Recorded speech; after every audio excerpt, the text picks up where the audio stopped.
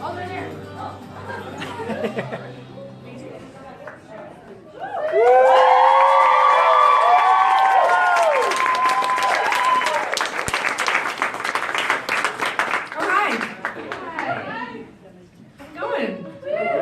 So excited to be here. We're gonna start with a song called "Stop Desire." Do we just wait? Hold on. Do we just start? Yeah, That's fine, right? Yeah. Okay.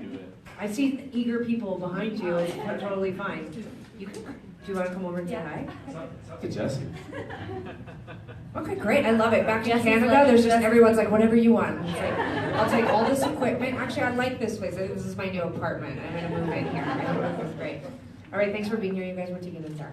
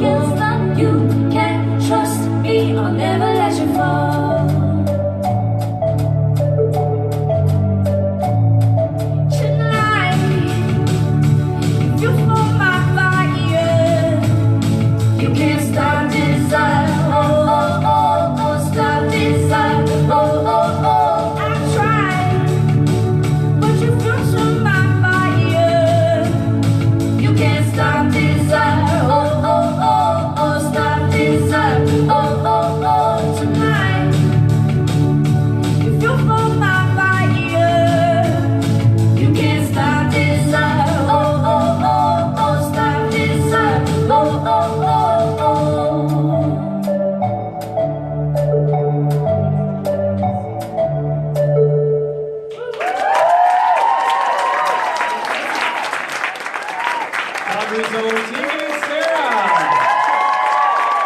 Well, obviously, you guys didn't live in the forecast crazy about it. I feel really excited about the snow. Living in Vancouver now, you probably miss the snow. Is that safe to say? I wouldn't say I miss it, but I remember it. Now you guys, you were telling Mookie and I, this is like kind of taking you through memory lane, being back here.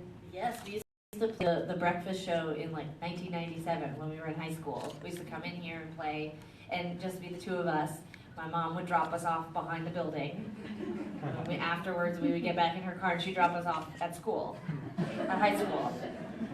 It was just 20 years ago, you know. So when they asked you to come back today, you're like, are you kidding me? We're above that now. That was 20 years ago. No, We love being back. I mean, the truth is that these kinds of opportunities where we get to do smaller, more intimate settings and talk, and it's actually really nice.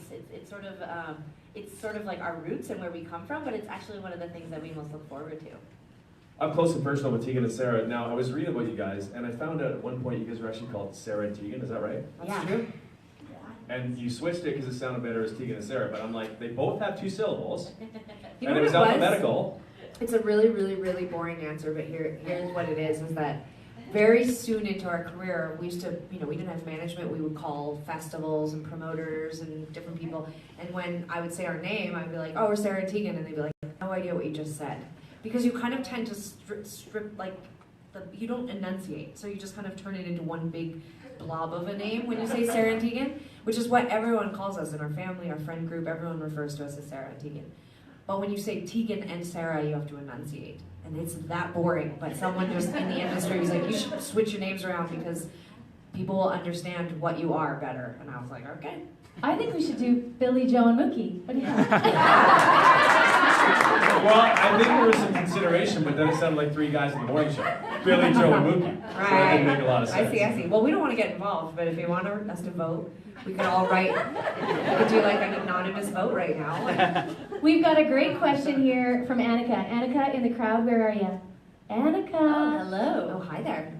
Do either of you get into trouble? And out of Tegan and Sara, which is the troublemaker? This is a really good question. The great thing about being an adult is that as long as you don't do anything illegal, you can do really anything you want and no one can get you in trouble anymore. But when we were growing up, we took turns. It was like there was years where Tegan would be doing, like, mostly we got in trouble for like talking back to our parents, like that. Is that still a thing? Who doesn't? Yeah. Yeah, I don't know what kids call it now, but back then it was don't talk back to me. And we I want to interject here because I'm thinking that the truth is that we're not really troublemakers anymore, but a couple years ago we were in Montreal and we were in a park. And in Montreal, it's very casual in Quebec. If you were in a city park and you have food, like if you bring a picnic, you're allowed to bring adult beverages like wine and beer. And Sara lived in Montreal for 13 years, and her friends and I and a few other people, we all went to this park and we had a picnic and some adult beverages, and then some police came over and asked us, even though there was people everywhere doing this, they came over and they said that we didn't have enough food and that we had to pour out our alcohol. And Sara didn't agree. She started to point out people around us and did this whole thing, and then the police were like, okay, ma'am, but you need to, they only were speaking to Sara in French, and Sara was frustrated by that as well, but Sara was like, all right, I'll pour out my alcohol, but on her way to the garbage can, she took a sip of the wine, and they put a bike in front of her. I mean, I thought Sara was going to get arrested. It was very extreme.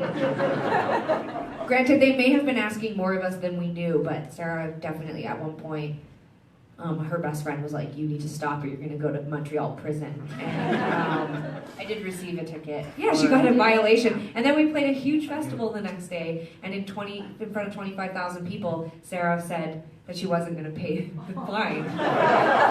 So Sara is the troublemaker right there, and if you need a role model, I would be your top pick. I agree. Sara, do you want to tell me Tegan stories while you met before? No, they're too. I mean, There are none. we do. That is not true. We do have. It's one of the things that we got from my mother's side of the family. We sometimes have a temper, A little fire. a little bit of fire. So when we feel we're being treated unfairly or unjustly, sometimes we freak out. We try to actually make sure that we focus that kind of fire and energy on things like activism and LGBT community and human rights. But every once in a while, I don't like being told I can't drink my adult beverage in a park. So. Now, does that fire ever come between you? Do you ever Yeah. fight on the road? Back in the day, for sure, yeah, we're pretty contained now. I think there's a level of respect, and honestly, there's just less energy for that kind of behavior. Like, I think back in the early days, though, we were teenagers. We literally went out on the road the first time we were 18 years old, and while all the rest of our friends were off in university and developing adult lives and relationships, we were sort of in this suspended teenage youth out in, the world just together. So yeah, it took us a couple extra years, I think, to figure out how to forge adult relationships, learn how to communicate. When we made our record So Jealous in 2004, my mom, who's a therapist, suggested we see therapist, but a specific kind, like someone to help us create communication rules and boundaries and things. And it really worked. Because part of it was asking permission. Here's some relationship advice for anyone who wants it, if you care to agree. But you have to ask permission sometimes to say, hey, we're gonna have days where we're not gonna get along. And everyone around us would do the like, whoa, they're fighting. And act really, which made us angry at each other. Because it was like, your fault, you made everyone uncomfortable. And the therapist was like, ask the people who work for you to have patience and empathy and give you permission to disagree. You make hundreds of decisions a day. You're not always going to agree. And it was like, you know, magic over the next couple of years, you know. I don't know if I would describe it as magic. Well, it worked. It was fairy dust. It changed how people treated us. Before we get to another song, one twin question. Did your parents dress you alike?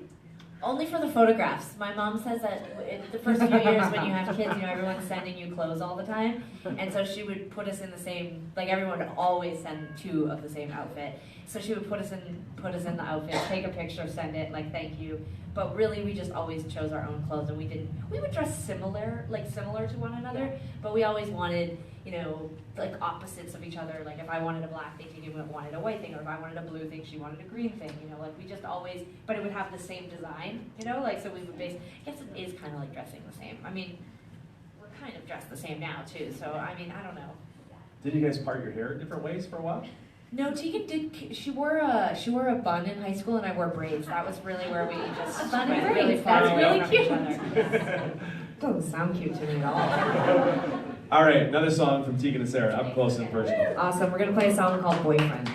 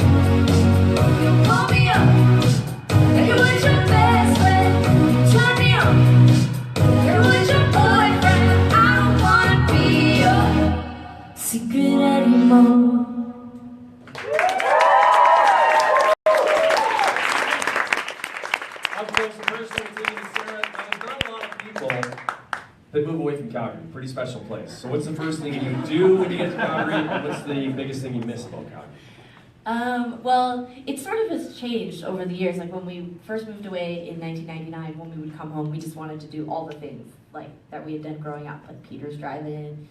We love this Chinese restaurant on Edmonton Trail called the Silver Inn. We always would go to the same food places. But now, you know, one of the things that I feel really excited about with Calgary, a lot of our best friends live here. We've seen the city really change. There's like, you know, there's like a real growth around the arts and the food scene, and those are things that are interesting to us, and they're things that we've learned to really love about the cities we've lived in since we left Calgary. Places like New York and Montreal and Los Angeles, even Vancouver. There's sometimes elements of those cities that I would think like, oh, if only Calgary had that. And I really feel like Calgary has that right now. And it's really exciting. It makes us very proud. Do you guys get to sell any tickets at your shows, or is it all friends and family? It's a lot of friends and family. I just was looking at the guest list and I was like, they can't possibly want to still see us. It's been so many years. There's nothing about what we're doing that they should want to still see. It's crazy. Are you more comfortable than coming home to perform, or are you more comfortable performing in front of a room of strangers? Well, I think we're always comfortable performing. I think we've definitely always, it's weird, we're actually kind of can be very awkward and shy sometimes, but when it comes to performing, I think we've always really felt at home on stage. I don't feel nervous playing to home audiences. I feel like there's always so much love in the audience, and I feel like we always joke we have so many hometowns because Calgary is our hometown, but Vancouver's kind of a hometown. We've lived in both cities equally now, and we both lived in other cities, so I think we are very used to playing in front of people we know, but even when we're at home, that doesn't make me feel nervous. Like, I feel like everyone, well, I mean, now that I'm thinking about it, I'm like, do they have fun? Like, I feel like our family friends love having us here and seem to have fun, so I feel good on stage in front of them, but we'll find out tonight. We'll poll the audience. I have a question here from Grace, who's 6 years old, and Grace, you're going to the show tonight. This is your first concert. My goodness. So cool. Are you excited? Yeah. Yeah. Are you nervous at all, or are you just super excited? I'm just super excited. That's awesome. Do you know where you'd like to stand at the show? Do you feel like you want to be up close, or do you think you want to be near the back? Up close. Up close. That's fair. Well, if you come and stand up at the front, we'll make sure that you feel really safe and like you have lots of space up at the front so you don't get, you know, people are very tall at our shows. We're very short, so we want to make sure that you get taken care of up there. We have a very strong, big security guard, and he'll make sure that you're taken care of at the show. What's your favorite song, Grace? Oh my gosh. That's an emotional. Everything is awesome. No. Awesome, Grace. That's amazing. No, they're laughing at the way that we responded because we're silly, but it's, you know, 100 times it's kind of a sad song. Does it make you feel happy or does it make you feel sad? It makes me feel happy. It does. Wow. Because of the transformation of our relationship over the last 17 years. Yeah. You like the video with the dogs? Have you seen the video? Oh my goodness, you have to watch the video. It's all dogs, and Sarah, they're being groomed, and then Sarah and I are playing dogs in the video. Yeah, you got to check that out. Like, Yeah, you're gonna love it. Yeah. Okay, well, enjoy the Wait, show. but Grace had a question. Her question is, how can we tell you apart? Oh, well, I have a stronger, more vibrant personality. Tegan tends to have more of a business sense. Grace, now that we're in front of you, do you feel like you can tell that I'm Tegan and that Sara is Sara? Do you think we look different? You do. We do, right? Yeah? Sarah likes to wear her hair up in a ponytail. That's usually the giveaway. Yeah. Kind of It's a nice to messy meet you. We're glad you're coming to the show. So when you go backstage, there's a lot of bands that have kind of, not silly rituals, but rituals before you go on stage, like handshakes or chants, or, Yeah. do you guys have something like that? You know, we are a pretty boring band backstage. These answers always... They're not. They're super interesting. We're boring. We tend to sort of like need some time to kind of like, I like to think of it as like almost like a time for us to regenerate our energy, and then we can like explode when we get on stage. It's actually kind of boring backstage. We listen to like quiet music, and we light incense, and then we have a little glass of wine, and then we just go on stage. Little. How's it? Like one of those IKEA glasses? No. Just a little dip, just a Tiny bottle. It's good for the voice, It right? just warms it up. Takes the edge off. It's not like you're walking out with purple teeth. Ew! Oh, never red wine. No. Is it red or white wine? It's white wine. White Yeah. wine. Tegan drinks. Everyone is well. Some of the people in this band. These guys are drinking Red Bull. I drink Red before they Bull, go on yeah. stage. It's like Yeah. they're like maniacs. I'm like slowing my heart rate down, and they're like, Activation levels are different for everyone. They really are. Yeah. Let's hear another song. Okay, great. All right, we're gonna play a song called "Closer."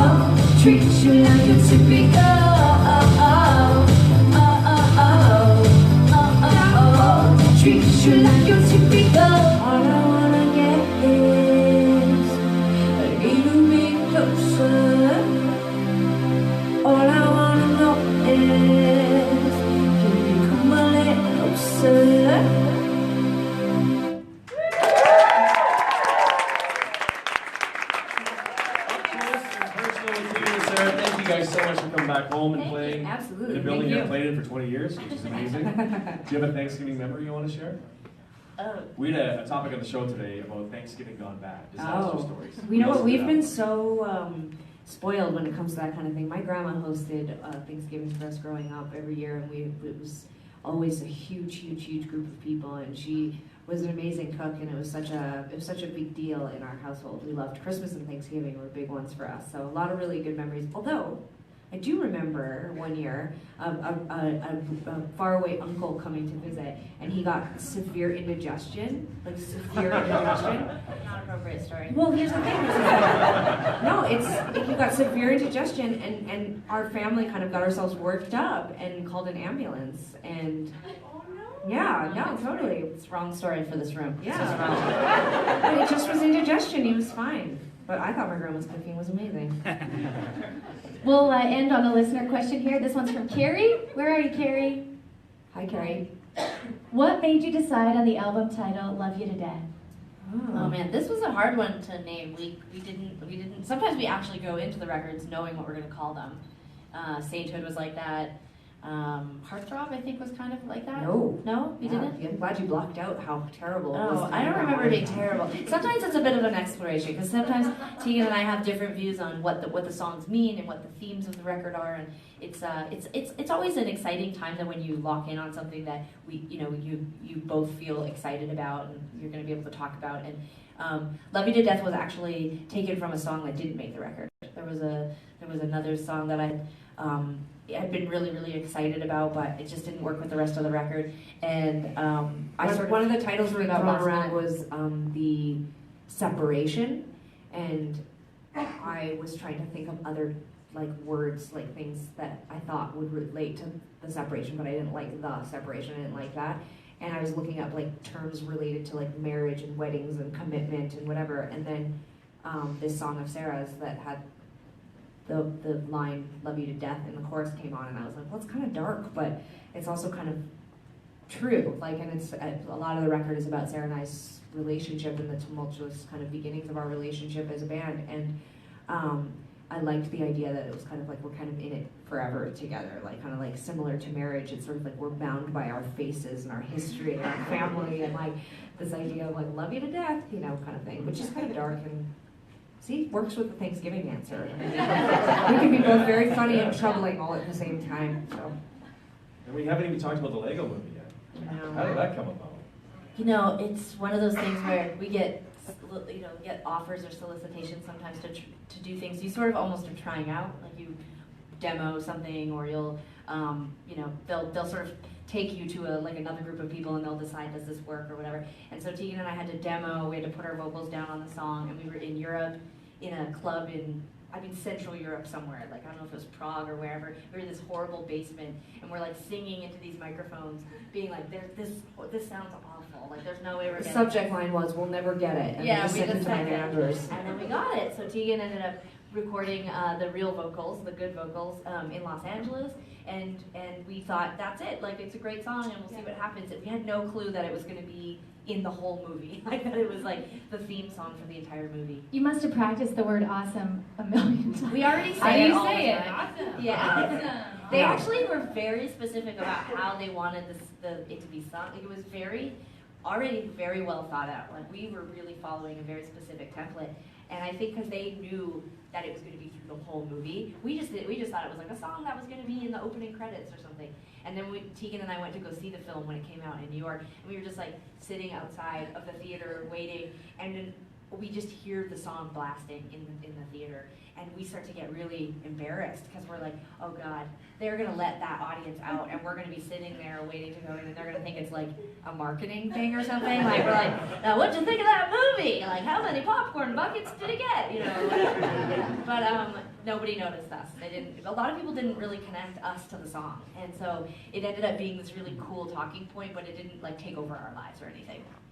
If you were to write songs stuck in people's heads for the longest time, that's probably the #1 song. It's like that song and Yeah. then that Proclaimer song. Like, I would walk. Yeah, those two are like 1 and 1A. That song's been in my head since like I saw Benny and June with Johnny Depp in like 1993. I've not been able to get that song out of my head. Well, we thank you so much for being here. Absolutely. Welcome back to Thank Calgary. Thank you so Thank much. you. Thanks, guys. Up next, I just want to give a shout out to our awesome band. This is their first time playing with us in this room, even though we've been here. But thanks to Brendan Buckley, Eva Gardner, and Gabriel McNair. I think we're going to do 4 bars, right? yeah, and we actually have a surprise for everybody too. Oh, good. We teased this at the beginning, but all the winners for being here are now going to the show tonight. Congratulations. So we have tickets for all the contest winners for UC this 95 night. We actually told all our family and friends they can't come, so you're coming. So you got the tickets for Hellside for family and friends. That's nice. Have a great show tonight, guys. Thank you very much. Thanks for coming.